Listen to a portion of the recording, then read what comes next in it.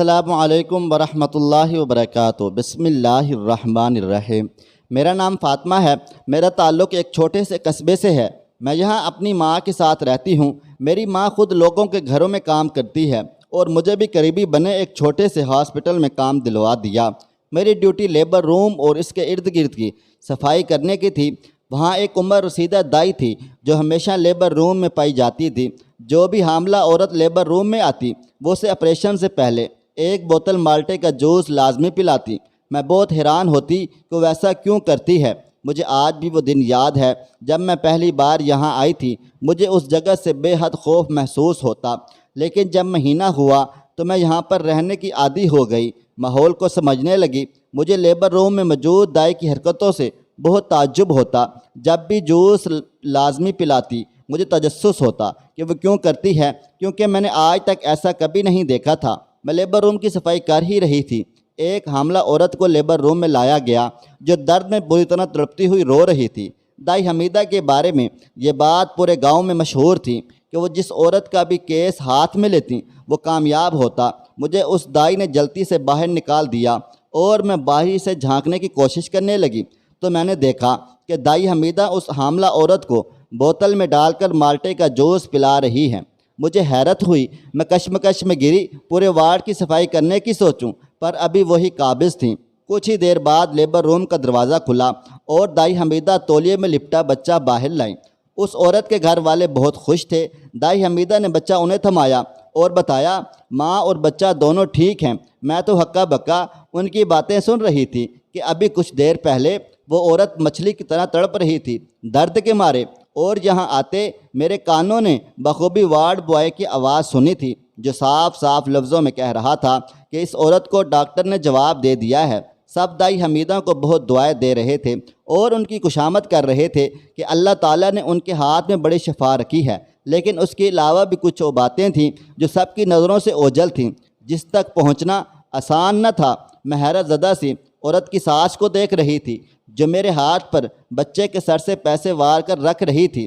میں رات کو گھر آئی تو بہت زیادہ خوش بھی تھی اور پریشان بھی تھی۔ اماں نے مجھ سے بچے کے بارے میں پوچھا تو میں نے بتانے لگی۔ لپٹی ساری کہانی حقیقت ان کے گوش گزار کر دی، کیونکہ مجھے جاننا تھا کہ آخر سب کے پیچھے مقصد کیا ہے، کیا راز ہے جو سب سے پوشیدہ رکھا گیا ہے۔ اماں تو میری باتوں کو سن کر زور زور سے ہنسنے لگی اور بولیں تو پاگل واگل ہو گئی ہے، تجھے پتہ بھی ہے تو کیا بول رہی ہے؟ ایسا کہیں سنا ہے تو نے کہ مالٹے کے جوس کو پلاتے ہیں آپریشن سے پہلے؟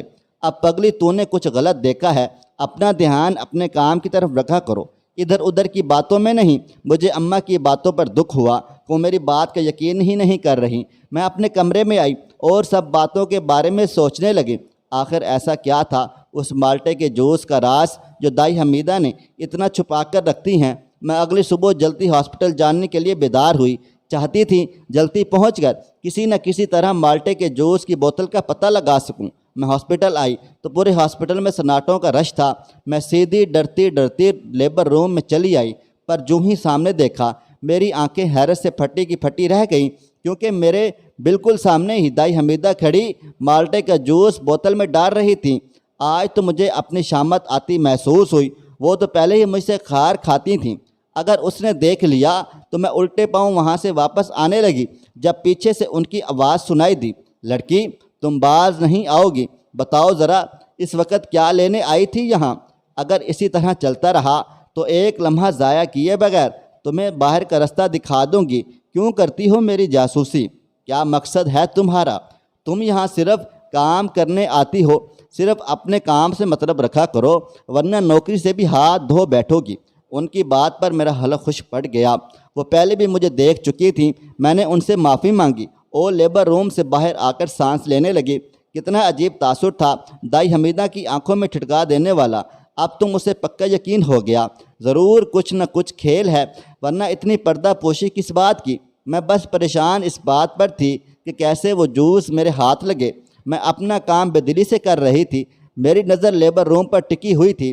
ذہن میں بس یہی سوچ سوار تھی کہ کسی بھی طرح وہ مالٹے کا جوس حاصل کرنا ہے جو حمیدہ دائی سب سے اب تک چھپاتی آ رہی ہے۔ میں کام سے فارغ ہوئی۔ حمیدہ دائی کو کسی کام سے گھر جانا پڑا۔ اپنی جگہ وہ ایک وارڈ بوائے کو بٹھا گئی۔ کوئی کیس آ جائے تو فوراً سے پہلے اسے اطلاع کر دینا۔ مجھے اس کے جانے سے بے حد خوشی ہوئی۔ چلو میں اب اپنا کام آسانی سے کر سکتی ہوں۔ میں لیبر روم میں گئی اور جا کر اس وارڈ بوائے کو کسی کام سے باہر بھیج دیا۔ اس کے جاتے ہی میں نے پورے کمرے میں نظریں دوڑا دیں، کون سی ایسی جگہ ہے جہاں دائی حمیدہ جوس کی بوتل چھپا کر رکھتی ہے۔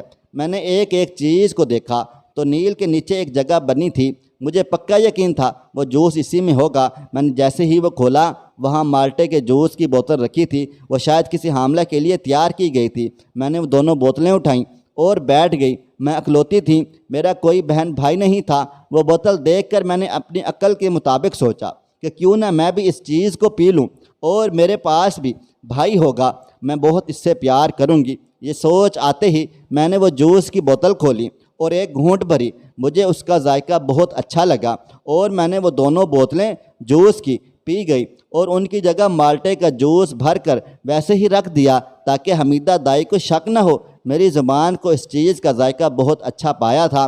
میں نے اماں کو اس بارے میں کچھ نہ بتایا۔ اب تو میری عادت بن چکی تھی، میں ہر روز حمیدہ دائی کا بنایا ہوا مالٹے کا جوس چرا کر پیتی اور اس کی جگہ دوسرے مالٹے کا جوس بھر کے رکھ دیتی۔ مجھے بہت پسند تھا وہ جوس، دل کرتا کہ پیتی جاؤں۔ میں 2-3 بار گھر بھی لائی، کمرہ بند کر کے پینے لگی۔ مجھے بس اب اس دن کا انتظار تھا، میرا بھی بھائی ہو، میں اکیلی نہیں رہوں گی۔ مجھے جوس پیتے ہوئے 2 ماہ ہو چکے تھے اور اب مجھے اپنا پیٹ بھی تھوڑا تھوڑا بڑھتا ہوا محسوس ہوا۔ میں آئینے کے پاس کھڑی ہوئی اور اپنے پیٹ پر ہاتھ پھیرنے لگی۔ مجھ سے خوشی سنبھالی نہیں جا رہی تھی، لیکن اکثر مجھے ہلکا سا پیٹ درد محسوس ہوتا، میں نظر انداز کر دیتی۔ مجھے بس اپنے بھائی کو دنیا میں لانا تھا۔ میری اماں بھی مجھ سے پریشان تھی کیونکہ میں اب زیادہ تر وقت اکیلے میں اپنے کمرے میں گزارتی تھی۔ اگر اماں کسی کام کا کہتی تو میں انکار کر دیتی۔ اماں میری طبیعت ٹھیک نہیں ہے، اس وجہ سے بہت افسردہ رہنے لگی۔ کام پر بھی ابھی جاتی تھیں۔ 5 ماہ یوں ہی بیت گئے، پتہ ہی نہیں چلا۔ اصل قیامت تو تب ٹوٹی جب اماں نے میرا دن بدن بڑھتا ہوا پیٹ دیکھا۔ 5 مہینے ہی میرا پیٹ حاملہ عورت کی طرح بڑھ چکا تھا۔ اماں نے مجھے بہت مارا اور بولی، رات کہاں سے مکالا کروا کے آئی ہے، یہ سب کیا ہے؟ اماں اپنا سر پیٹتے ہوئے رونے لگی۔ میں اماں کی باتوں پر ڈر گئی۔ میں نے تو کچھ غلط نہیں کیا تھا، پر اماں کی پریشان دیکھ کر میں بھی پریشان ہوئی۔ مجھے بہت دکھ ہو رہا تھا اماں کو روتے ہوئے دیکھ کر۔ اماں مجھے اب کہیں آنے جانے نہ دیتی تھیں، کمرے میں بند کر دیتی تھیں اور کھانا بھی کمرے میں بھیج دیتی تھیں۔ میری زندگی عذاب بن کر رہ گئی تھی۔ ایک دن معمول کے مطابق میں اپنے کمرے میں بند تھی، اماں بھی کہیں گئی ہوئی تھیں۔ اچانک دروازے پر دستک ہونے لگی۔ میں حیران ہوئی، اس وقت کون ہو سکتا ہے؟ مجھے بھی ڈر لگ رہا تھا کیونکہ اماں ابھی بھی گھر نہیں تھی اور انہوں نے مجھے سختی سے منع کر رکھا تھا کہ میں باہر نہ نکلوں۔ میں نے آہستہ سے کمرے کا دروازہ کھولا اور باہر کی کنڈی کھولی۔ وہ ہمارے ساتھ والی آنٹی تھیں جو اکثر آتی رہتی تھیں۔ انہوں نے مجھے دیکھتے ہی چیخ مار دی اور سارا محلہ اکٹھا کر لیا۔ اماں کو کوئی محلے کا بچہ بلا لایا تھا۔ ماں پھٹی آنکھوں سے مجھے دیکھ رہی تھی۔ وہ ساری عورتیں میرے بارے میں باتیں کرنے لگیں کہ شادی سے پہلے ہی حاملہ ہو گئی ہے، نہ جانے کس کا گند اپنی کوکھ میں پار رہی ہے، اور بھی بہت سے الزامات لگائے۔ ان لوگوں نے صرف یہاں ہی بس نہ کی اور میرے اوپر پتھر بھی برسائے اور ہمیں محلے سے بھی نکال دیا تھا۔ میں اور ماں روتے پیٹتے سڑکوں پر مارے مارے پھرنے لگے۔ میں تو سب بھول گئی تھی، کچھ سمجھ نہیں آ رہا تھا۔ دن سے رات ہونے کو آئی لیکن ہمیں کوئی ٹھکانہ نہ مل سکا۔ ہم چلتے چلتے کافی دور نکل آئے تھے، اب تو پیروں میں بھی چھالے پڑ گئے تھے۔ ہمارا گزر ایک ویران سے راستے سے ہوا جو جنگل کے بیچوں بیچ تھا۔ اب ہم تھوڑے ہی دور رکے تھے کہ ہمیں کسی کی کھانسنے کی آواز سنائی دی۔ ہم دونوں ڈر گئے۔ میں نے اماں کے بازو کو مضبوطی سے پکڑ لیا۔ اماں پوچھنے لگی، کون ہے کون ہے؟ وہاں اندھیرے کے باعث اس جگہ ہم کچھ دیکھ نہیں پا رہے تھے۔ اسی وقت میں نے لالٹین کی روشنی دیکھی جو اس عورت کے پاس تھی۔ اب اس کا چہرہ ہمارے سامنے تھا۔ وہ کوئی ضعیف عورت تھی۔ انہوں نے ہم سے رات کے اس پہر اکیلے نکلنے کی وجہ پوچھی۔ اماں نے پہلے چھپایا، پھر ان کی عاجزی دیکھ کر ساری کہانی بتائی۔ میں پھوٹ پھوٹ کر رونے لگی۔ مجھے اپنا آپ مجرم لگ رہا تھا۔ اچانک میرے پیٹ میں درد شدید اٹھا اور میں درد سے تڑپنے لگی۔ وہ ضعیف عورت اماں کے سہارے مجھے اپنے گھر لے آئی۔ میرے پیٹ پر کوئی لیپ لگایا جس سے مجھے سکون مل گیا۔ میری آنکھوں سے نیند کوسوں دور تھی کہ میری وجہ سے آج یہ حالات ہو گئے ہیں، اور اماں بی کے گھر ہی نکلنے کے بعد ہم کہاں جائیں گے؟ सोच ही जानलेवा थी। मैं दिल ही दिल में अल्लाह ताला से दुआ करने लगी, अल्लाह हमारा कोई वसीला बना दे। कमरे में मेरी सिसकियाँ गूंज रही थीं।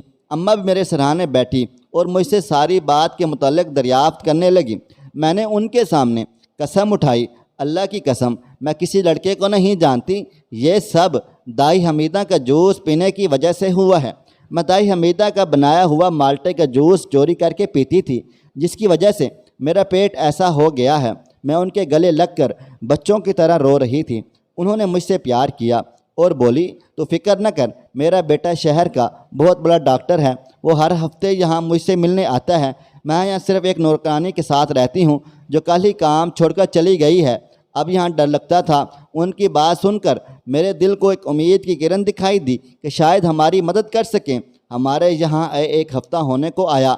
हम भी अम्मा के घर सारा काम करते और उनकी खिदमत करते। भी अम्मा बहुत नेक खातून थीं, इन्होंने मेरी बहुत मदद की और अम्मा की भी। वो अम्मा को समझाती, बच्ची का यकीन करो, ज़रूरी नहीं कि बच्ची झूठ बोल रही हो। मैंने भी अम्मा से उनके बेटे को बुलाने का कहा जो कि कल आने वाले थे, वो न जाने किसी वजह से ना आ सके। अब हम सब शिद्दत से उनके आने के इंतज़ार कर रहे थे कि कब वो आएंगे और मुझे इस सारी मुसीबत से आज़ादी मिलेगी।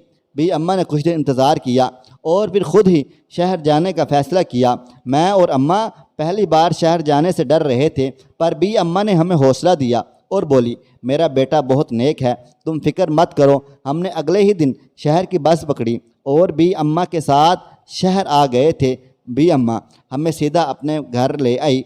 पेट का दर्द भी मेरा बहुत बढ़ गया था, पर अम्मा के डर की वजह से बता न सकी थी। भी अम्मा की बहू बहुत अच्छे थे, उन्होंने हमारा बहुत अच्छे से इस्तकबाल किया और हमें रहने को एक शानदार कमरा भी फराहम कर दिया। मैं और अम्मा को पहली बार ऐसे बड़े घर में देख रहे थे। दिल में अब भी घबराहट थी। हमने खाना खाया और अम्मा के मुताबिक अपने कमरे में आ गए। अम्मा ने अपने बेटे बहू को सारी बात बताई कि किस तरह मैंने जूस पिया और मेरी ये हालत हो गई। उनका बेटा डॉक्टर होने के बावजूद अम्मा की बात पर शिदर रह गया था कि ऐसा कैसे हो सकता है, कोई माल्टे के जूस से हमला कैसे हो सकता है। अम्मा ने उनको दाई हमीदा के बारे में बताया। वो लोग पढ़े लिखे शहरी थे, फ़ौरन ही बात की तह तक पहुंच गए कि ज़रूर हमीदा दाई का ही कोई राज है। इन सब के पीछे डॉक्टर साहब मुझे अपने हॉस्पिटल ले गए और मेरे टेस्ट करवाए। तब जो हक़ाइक़ सामने आए, इन्हें सुनकर मेरे पाँव तले से ज़मीन निकल गई थी। डॉक्टर साहब ने फ़ौरन पुलिस को ख़बर की और पुलिस ने हमीदा दाई को गिरफ़्तार कर लिया। मैं और डॉक्टर साहब उससे मिलने के लिए गए और मैंने रोते रोते सारी बात बता दी कि किस तरह मैं जूस चुरा कर पीती थी। मेरी हरकत का सुनकर उसके चेहरे का रंग फ़क हो गया। वो तो मुझे इस हालत में पड़े हुए बेट के साथ देखकर ही सदमे में थी। मैं रोते हुए उनसे शिकायत करने लगी, ये सब आपकी वजह से हुआ है। हम अपने घर से बेघर हो गए हैं, हमारी ज़िंदगी बर्बाद हो गई है। वो मेरी बात सुनकर ख़ुद भी रोने लगी और बोली, तुमने वो जो जूस पिया, ये सब तुम्हारी सबसे बड़ी गलती थी। मैं तुम्हें आज उस राज के बारे में बताती हूँ। मेरी अम्मा भी मेरी तरह बहुत मशहूर दाई थी। वो जिस भी हामला औरत का बच्चा जन्ने जाती, वो औरत जल्द सेहत याब हो जाती और सेहतमंद ही बच्चा जन्म देती। बचपन ही से मैं ये सब देखती हुई आई थी। मेरे अब्बा दिल की बीमारी के वजह से बहुत जल्दी इंतकाल कर गए थे। मैंने अम्मा को शुरू से लोगों की मदद करते हुए देखा। मेरी अम्मा बहुत नेक खातून थी, सब लोग उनकी बहुत ज़्यादा इज़्ज़त करते थे। अम्मा हामला औरतों के आखिरी दिनों में होने वाले बेतहाशा दर्द के लिए काफ़ी अरसे से कोई जड़ी बूटियाँ तलाश कर रही थीं। 5 साल की मेहनत के बाद वो नुस्खा बनाने में कामयाब हो गई थीं। अम्मा वो जड़ी बूटियों से बना ख़ास सफ़ूफ पैदाइश से पहले हामला औरतों को माल्टे के जूस में मिलाकर पिलाती, जिससे औरत का पेट सुन्न हो जाता और उसे बिल्कुल भी तकलीफ़ न होती। और यही घर अम्मा ने मरने से पहले मुझे सिखा दिया और मैं लोगों की मदद करने लगी। अम्मा के मरने के बाद मैं बहुत अकेली हो गई थी। मैंने बचपन ही से अम्मा को काम करते हुए देखा था। तभी मैंने सोचा क्यों ना मैं भी ये नेक काम करके लोगों की दुआएं पालूं। मुझे ये काम करते हुए 3 साल होने को हैं। मैं हमेशा सबकी नज़रों से छुपा कर माल्टे के जूस की बोतल रखती थी कि कहीं किसी को मेरी वजह से कोई नुकसान ना हो। लेकिन तुम भी अपने नाम की एक थी। तुमने मेरे राज से पर्दा उठाने की ठान ली। जिस रात तुमने मुझे उस हामला औरत को जूस पिलाते देखा था, उसी से رات مجھے تم پر شک ہو گیا تھا کہ اب تم ضرور اپنا دماغ چلاؤ گی، اس لیے اس دن میں نے تم سے پہلے ہاسپٹل آئی اور تمہارے آنے سے پہلے ہی بوتلیں چھپا دیں، لیکن تم نے وارڈ بوائے کو چکمہ دے کر جوس کی بوتلیں چرائیں، لیکن مجھے یہ بالکل بھی اندازہ نہیں تھا تم اس جوس کو پیو گی۔ انہیں مہینوں مجھے اپنی خالہ زاد کے گھر بھی جانا پڑا، بچے کی پیدائش کے لیے اس کا کوئی نہیں تھا تو میں نے سہارا دیا اور اس کا خیال رکھا۔ جب واپس آئی تو وہاں تمہارے نہ ہونے کی وجہ پتہ چلی، جسے سن کر تو میری تو جان ہی نکل گئی تھی۔ میں بھی اسی صدمے سے باہر نہ نکلی تھی کہ پولیس مجھے پکڑ کر یہاں لے آئی ہے۔ آخر میں بولتے ہوئے ان کی آواز بھاری ہو گئی تھی۔ میں بھی اپنی غلطی پر جی بھر کر شرمندہ ہو گئی۔ میری چھوٹی سی نادانی نے میری زندگی بھر کو کس دور پر لا کر کھڑا کر دیا تھا جہاں واپسی کا راستہ نہ تھا۔ مجھے دائی حمیدہ کی بات بالکل جائز لگی۔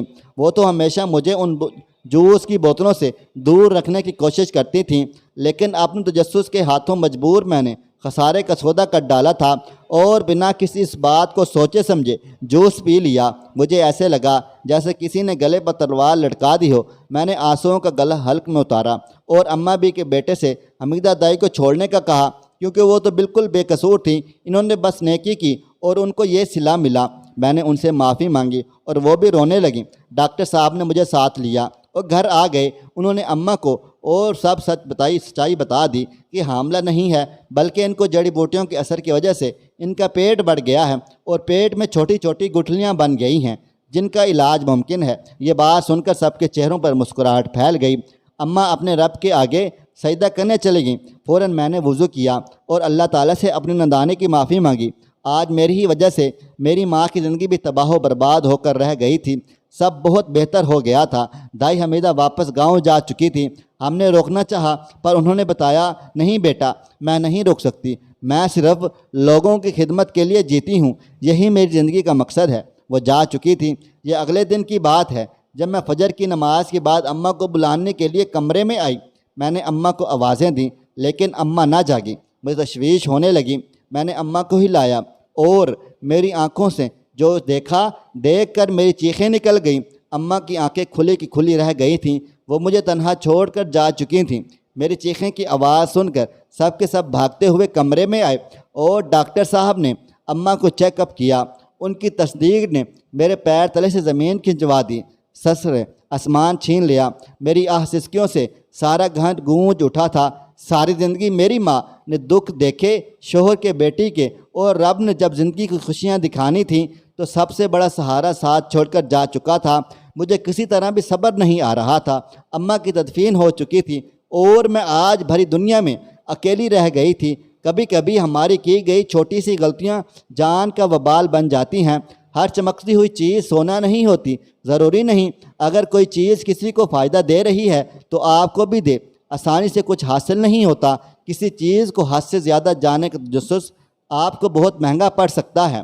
دوستو، ویڈیو پسند آئی ہے اس ویڈیو کو لائک کریں، شیئر کریں۔ اگر آپ نے ابھی تک میرا چینل سبسکرائب نہیں کیا تو ابھی سبسکرائب کر لیں، ساتھ میں بیل آئیکن کو بھی ضرور پریس کر لیجئے گا تاکہ نئی اپلوڈ ہونے والی ہماری ویڈیوز کا نوٹیفیکیشن آپ کو بر وقت ملتا رہے۔